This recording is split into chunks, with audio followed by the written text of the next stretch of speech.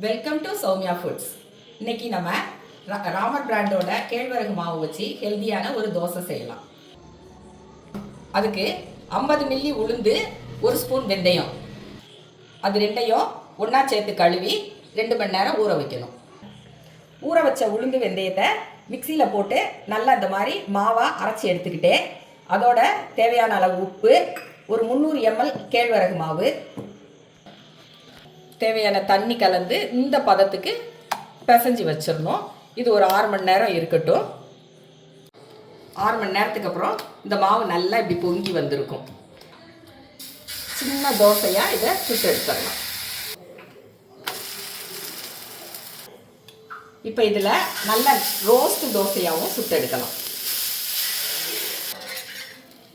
Nice தோசையோட taste குழந்தைங்க எல்லாருக்கும் ரொம்ப பிடிக்கும். தேங்காய் சட்னி இதுக்கு பெஸ்ட் காம்பினேஷன். நீங்களும் எங்கள் ராமர் பிராண்டோட கேழ்வரகு மாவு வாங்கி சுவையான இந்த தோசையை செஞ்சு பாருங்கள். தேங்க்யூ.